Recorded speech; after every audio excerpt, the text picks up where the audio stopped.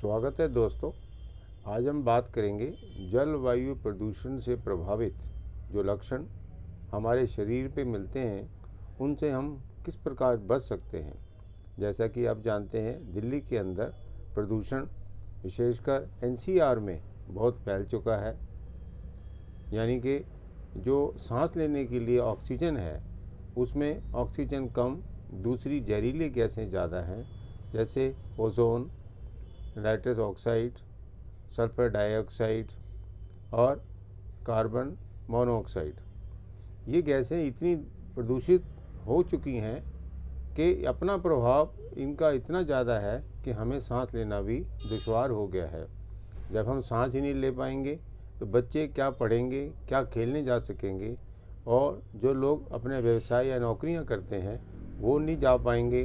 और इसके अलावा जो बुज़ुर्ग हैं वो उनका जीवन यापन किस प्रकार होगा, एक बहुत बड़ा प्रश्न चिन्ह लग जाता है। रही बात है ये हर साल एयर क्वालिटी इंडेक्स जो ख़राब हो जाता है, अर्थात ये जलवायु प्रदूषण होता है, ये एक प्रकार से हर साल का होने वाला क्रियाकलाप है जिसको हम भली भांति जानते हैं। इसके लिए सरकारें चाहे केंद्र की हो चाहे प्रदेश की हो अपने लेवल पे काम करती तो है, लेकिन उतने रिजल्ट नहीं आते। यहाँ तक कि सर्वोच्च न्यायालय यानी कि सुप्रीम कोर्ट ऑफ इंडिया इसके लिए समय समय पर सावधानियां बरतने को कहती है और सरकारों को फटकार भी लगाती है। एक बात आप जानिए, चाहे हम किसी को भी दोष दें, आफ्टर ऑल प्रभावित तो हम खुद ही होते हैं। इसके लिए हम खुद भी दोषित हैं, ऐसा हम लोगों को मानना चाहिए। जैसे कि यातायात है, एक कारण है, औद्योगिकरण है, कारखाने चलते हैं, दूसरी बात है, भवन निर्माण है, तीसरी बात है, यहाँ तक कि जो खेतों में पराली जलती है वो भी एक मुख्य कारण माना गया है। पर यदि हम अपनी कमी को देखते हुए इसके लिए सुधार चाहेंगे तो हम देखेंगे कहीं ना कहीं हमारा भी दोष होता है। हम समय से चलते इसको रोक नहीं पाते हैं और भुगतान हम सबको ही भुगतना पड़ता है। अब रही बात है, हम इस एयर क्वालिटी इंडेक्स जो कि यदि अच्छा होगा तो 50 के करीब उसका इंडेक्स या स्तर होना चाहिए, पर जिस प्रकार से पॉल्यूशन या वातावरण प्रदूषित हो रहा है, अब ये 10 गुना तो छोड़ो, यहाँ तक कि 18 या 20 गुना तक हो चुका है, जो कि बहुत ही चिंताजनक है। अब मैं विशेष तौर पे इस पे ये नहीं चाहूँगा कि इन कारणों से हम कैसे इलाज कर सकते हैं।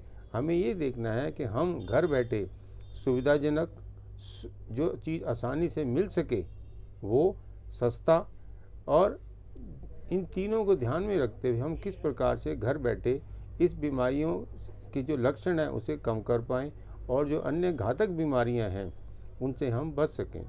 सर्वप्रथम तो आप ध्यान देंगे कि नाक और मुंह इसके ज़रिए ऑक्सीजन या हवा जाती है हमारे नाक में, नाक से हमारे फेफड़ों में, फेफड़ों के बाद हमारे ब्लड में जाती है। तो हमें क्या करना है, अपना जो द्वार है जिससे हमें शुद्ध हवा मिल सके या अशुद्ध हवा ना जाए, इसमें हमें ध्यान देना चाहिए। मैं आपसे कहूँगा दिन में आप कम से कम गर्म पानी का अधिक से अधिक इस्तेमाल ज़रूर करें। आप दांत मांजें, सुबह शाम जीभ अवश्य साफ करें, क्योंकि पॉल्यूशन का इफ़ेक्ट और खाने पीने का जो इफ़ेक्ट है वो हमारी जीभ पे अवश्य आता है, उसकी कोटिंग जो है हमें ख़राब करती है। तीसरी बात आप ध्यान दें, छोटे बच्चे हैं जहाँ तक, वो मीठी चीज़ें जो खाएंगे उसके लिए ये ध्यान दें कि मीठा आप कम खाएं, नमकीन तला हुआ भी कम खाएं। यदि खाते भी हैं बच्चे या बूढ़े सब लोग, वो लोग हमेशा थोड़ी देर के बाद गर्म पानी से उस मुंह को और जीभ को साफ कर लें।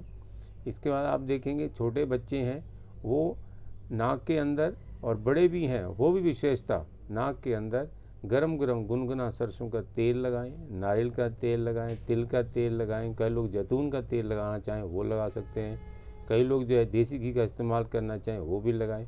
आप इसको 2 टाइम लगाएंगे। जब दोबारा लगाएंगे तो पहले नाक साफ करें, यानी कि जिसको नाक छिनकना बोलते हैं वो करें, उसके बाद इसका तेल का इस्तेमाल करें। इससे क्या होगा, जो कि पर्टिकुलेट मैटर है वो कि नाक में रुक जाएगा और उसको हमें बाहर निकालने में सुविधा रहेगी। एक प्रकार का ऑयल बैरियर होता है ये, वहाँ पे फंसने से चीज़ जो है अंदर नहीं जा सकती है, तो उसको निकालेंगे तो हमें कॉज जो है उसका वहीं हम उसको रोक पाएंगे। इसके अलावा बच्चे हैं या बूढ़े हैं वो शहद का इस्तेमाल करें, उस छोटे बच्चे हैं वो इसको चूसें। जो लोग जल नीति कर सकते हैं, वो अवश्य ही अपने नाक के अंदर गुनगुना पानी जो है उसको डाल सकते हैं। गर्म पानी डालने से भी नाक से जो बलगम है वो निकलती है, पर्टिकुलेट मैटर हैं जो गंध के कण हैं जो हैं मिट्टी के, वो भी बाहर निकलेंगे। इसके अलावा कुछ बच्चे जो छोटे हैं जिनको खांसी हो जाती है, गला खराब हो जाता है, वो सुहागे का प्रयोग भी कर सकते हैं। सुहागा यानी कि बोरेक्स, इस बोरेक्स को आप इस्तेमाल करेंगे तो शहद के अंदर मिला के इसको हम ले सकते हैं। बड़े हैं वो मुलेठी का पाउडर भी ले सकते हैं, दालचीनी है वो ले सकते हैं चाय के अंदर, जिसको आज हर्बल टी के नाम से भी जानते हैं। चाय का जो पानी है गुनगुना, उसके हम कुल्ला भी कर सकते हैं। आप नमक पानी के कुल्ला भी कर सकते हैं।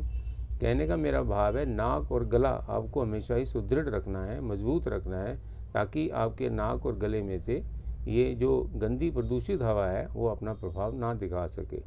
इसके अलावा जो लोग अपनी इम्यूनिटी से संबंधित जानकारी रखना चाहते हैं, लेना चाहते हैं, वो भी इस पर ध्यान दें कि आप चाहें तो च्यवनप्राश भी आप खा सकते हैं। तो आपका मुख्य उद्देश्य ये रहेगा कि आप अपने नाक और मुंह की हाइजीन या सफाई रखें, और वहाँ से जाने वाली जो गैसें हैं उनको बचाने के लिए आप ये सब करें। इसके अलावा आप देखेंगे घर के अंदर रहें, चाहे मास्क पहने, कुछ देर मास्क अवश्य पहने हैं। आप घर के अंदर कुछ प्लांट्स हैं ऐसे, जैसे एलोवेरा है, उसको भी आप लगा सकते हैं। इससे भी ऑक्सीजन जो है हमारे वातावरण के अंदर वो बनी रहेगी, यानी कि दूषित प्रभाव कम होगा।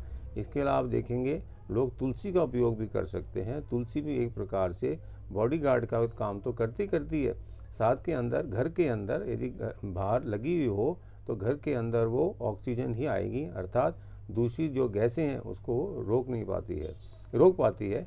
और क्योंकि आप देखेंगे मच्छर जो है तुलसी के पौधे पे नहीं लगता, अर्थात अन्य बीमारियां भी जो हैं इससे बच सकते हैं। तो आप ये ध्यान दें, जो लोग मीठा खाने के शौकीन हैं वो यदि शक्कर खाएं, गुड़ खाएं और भी अच्छा होगा। इसके अलावा लोग जो हैं जो ये डेट्स होती हैं खजूर, उसका गुड़ भी खाते हैं, वो भी एक अच्छी बात है।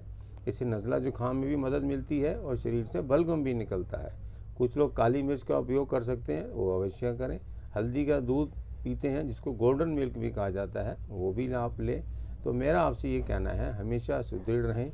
इन सब चीज़ों का इस्तेमाल करेंगे तो काफ़ी हद तक आप अपने आप को बचा पाएंगे।